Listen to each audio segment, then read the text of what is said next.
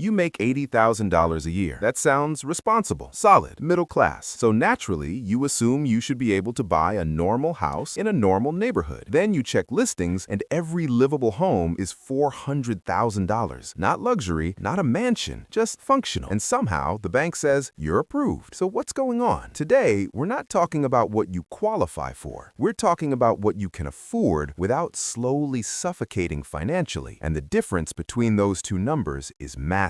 Step 1. The illusion of approval. Banks don't approve you based on comfort. They approve you based on risk tolerance. There's a huge difference. Most lenders allow a total debt-to-income ratio up to 43%. That means up to 43% of your gross income can go toward debt payments. That's not a comfort metric. That's a "you probably won't default immediately" metric. Personal finance guidelines are stricter. The classic 28% rule says no more than 28% of gross income should go toward housing. Let's run real numbers. Step 2. What a $400,000 house actually costs. Let's assume $400,000 purchase price, 10% down, around $360,000 loan, 6% interest. Principal and interest alone, roughly $2,100 to $2,200 per month. Now add reality. Property taxes around $400 to $600, insurance $250 to $350, PMI, because you didn't put 20% down, around $200 to $300, maintenance, the 1% rule, around $333 per month. Now, your real monthly cost is closer to $3,400 to $3,600, not $2,150. That's the number no one leads with. Step 3. Income required for comfort. Using the 28% rule, to comfortably afford $3,500 per month in housing, you'd need to earn about $150,000 per year. Let that sink in. The bank might approve you at $95,000 to $100,000, but comfortable affordability closer to $150,000. That's a $50,000 plus gap between approved and stable. Step 4. Why median income doesn't match median homes. Median household income in the U.S. is around the low to mid $80,000 range. Median home prices hover around $400,000 plus. That's roughly 5 times income. In the 1980s, homes were closer to 3 times income. That structural difference changes everything. People think they're failing. They're not. The math changed. Step 5. The hidden killers. Even if you squeeze into the mortgage, here's what actually destroys budgets. Student loans, $600 to $800 car payments, insurance increases, property tax hikes, HVAC replacement, roof replacement, rising homeowner premiums. Every $250 in monthly debt reduces your buying power by tens of thousands. And when 40 to 50% of your take-home pay goes to housing, one surprise becomes a crisis. That's what house poor really means. You own the house, but the house owns your cash flow. Step 6. Renting versus buying. The uncomfortable truth. In many major cities right now, buying costs significantly more than renting. Not slightly, significantly. The break-even point in expensive metros can be 7 to 15 years. Most people don't stay that long. Renting isn't throwing money away. Overpaying for a mortgage you can't sustain, that's throwing money into stress. Step 7. Why there isn't a crash coming. People waiting for a housing collapse need to understand something. Millions of homeowners locked in ultra-low interest rates. They're not selling. Low inventory keeps prices supported. Even if appreciation slows, that doesn't automatically mean affordable. Flat prices at high levels still equal expensive. Step 8. So what do? You have 4 rational options. Earn more before upgrading your lifestyle, move to a lower cost of living area, buy less house than your ego wants, or keep renting and invest aggressively instead. There's no trophy for stretching yourself thin. The goal isn't ownership at any cost. The goal is financial leverage that improves your life. Final thought. If you feel behind because you can't comfortably afford a $500,000 home on a median salary, you're not irresponsible. You're reacting to math. Approval is not affordability. And once you understand that difference, you stop chasing validation and start making strategic decisions. That shift alone is worth more than a mortgage approval letter.